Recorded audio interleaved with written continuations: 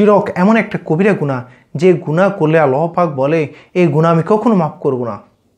এই গুনাহ করে কোনো ব্যক্তি যদি আল্লাহর কাছে আবার কোনো জিনিস চায়, আল্লাহ পাক তার ওই দোয়াটা কবুল করে না। কারণ আপনি আপনার ওই মালিকটার সমকক্ষ আরেকজনকে বানিয়ে ফেলছেন। আপনি যখনই তখন মালিকটার কাছে, আল্লাহর কাছে কোনো জিনিস চাইতে যাবেন, তখন আল্লাহ বলবে যে হে বান্দা, তুমি তো কিছুক্ষণ আগে আমাকে ওই মানুষটার সাথে, ওই জিনিসটার সাথে, ওই দেবদেবীর সাথে, ওই গাছের সাথে, ওই আগুনের সাথে আমাকে সমকক্ষ বানিয়ে ফেলছো। আজকে এখন তোমার এই জিনিসটা লাগতেছে, তুমি ওর কাছে যাও, আমার কাছে তোমার আর কিছু নেই। আমি যেহেতু তোমাকে দিতে পারি না, আমি যেহেতু আমার ক্ষমতা নাই, তুমি ওর কাছে যাও, সমস্ত কিছু যেহেতু ওই দেয়, ওর কাছে যাও। আজকাল চলতে ফিরতে আমরা শিরক করে ফেলি। এই জন্য একটা দোয়া আছে, এই দোয়াটা আমরা সবাই উঠতে বসতে দোয়াটা পড়বো, আল্লাহুম্মা ইন্নী আউযু বিকা আন উশরিকা বিকা ওয়া আনা আ'লামু আস্তাগফিরুকা লিমা লা আ'লামু। সেই শিরিকের গুনাহ থেকে আল্লাহ পাক রক্ষা পাওয়ার জন্য এই দোয়াটা আমরা সর্ব অবস্থা আমরা কী করবো, পূর্ব আল্লাহ পাক আমাদেরকে রক্ষা করবে। নাহলে শিরিকের গুনাহ নিয়ে কাল কিয়ামতের ময়দানে যদি আমরা উঠতে পারি, আমাদের সমস্ত আমলই বরবাদ হয়ে যাবে। আল্লাহ পাক আমাদের কোনো আবাদত কবুল করবে না। শিরিকের গুনাহ ছাড়া সমস্ত গুনাহগুলো আল্লাহ পাক মাফ করে দিলেও শিরিকের গুনাহ মাফ করবে না। তো নাই দোয়ে যদি আমার এই শিরিকের গুনাহ যদি থেকেই যায়, তাহলে তো কাল কিয়ামতের ময়দানে আল্লাহ আমার এই সমস্ত আবাদতে বৃথা হয়ে যাবে, আমাকে জাহান্নামে ফেলা হবে। এই জন্য আমরা কখনো শিরিকের গুনাহ করছেন, সাথে সাথে পিছনের গুনাহ, পিছনের ন্যাকগুলো আপনার কি হয়ে গেছে, বরবাদ হয়ে গেছে। এই জন্য আসুন কখনো শিরিক করিয়েন না। শিরক যদি আপনি করতে থাকেন, শিরিক করতে করতে করতে করতে আল্লাহ পুরা তার উপর নারাজ হয়ে যায়।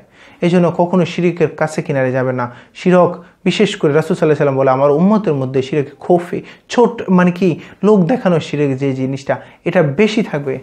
আপনি নামাজ পড়তেছেন, হঠাৎ কোনো একজন ব্যক্তি আপনার পাশে দিয়ে বসছে, পড়তে লাগছিলেন সূরা ফাতিহা দিয়ে, হয়তো সূরা কাউসার দিয়ে পড়বেন, ওই ব্যক্তিটাকে দেখে আপনি সূরা বাকারা দিয়ে শুরু করছেন।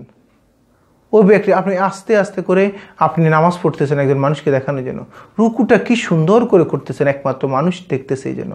মানুষ যদি না থাকতো আপনি এমন জোরে রুকু করতেন, সাইকেলের ফেডালও এরকমভাবে মারে না, এরকম আপনি জোরে কী করতেন, রুকু করতেন। তাহলে দেখেন এই অবস্থায় আপনি কেন যেন আপনি ওই মালিকটার জন্য ইবাদত করতে গিয়ে আরেকজন মানুষকে দেখানোর কারণে মালিকটার সমকক্ষ বানিয়ে ফেলেছেন ওই মানুষটাকে। আপনি বুঝতেছেন না এটা যে শিরিক হচ্ছে। আপনি কোনো একটা জায়গায় দান করতেন 2 টাকা, 5 টাকা, 10 টাকা, 1000 টাকা, আপনি কোনো মানুষ আপনাকে বাহবা দিবে, মাহফিলে বাহবা দিবে, আপনার কোনো একটা মানুষ আপনাকে বড়ত্ব বলবে, এই জন্য আপনি 1000 টাকা যেখানে দিতেন ওখানে 10,000 টাকা দিয়ে দিয়েছেন। কারণ কি, এখানে আপনার দান মেইন ফ্যাক্টর না, ফ্যাক্টর হচ্ছে মানুষ আপনাকে বড় বলবে।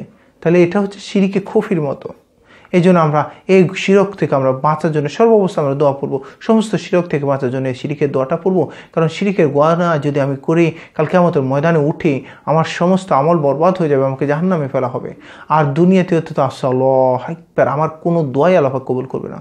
আল্লাহ পাক বলবে যাও, তুমি ওর কাছে যাও, এতক্ষণ এতদিন এত সময় তুমি ওর কাছে তো যেহেতু চাইছো আমার সমকক্ষ, আমি যেহেতু দিতে পারি না, আমার সমকক্ষ বানাইছ, তুমি আজকে ওর কাছে যাও। আমার কাছে তোমার কোনো জায়গা নাই, আমার কাছে তোমার কোনো অংশ নাই। আল্লাহ পাক আমাদেরকে যেন বুঝার তৌফিক দান করে। শিরিক করা তো দূরে থাক, শিরিকের কাছেও যাওয়া যাবে না। যদি করি আমার দুনিয়ায় তো শেষ, আখেরাত শেষ।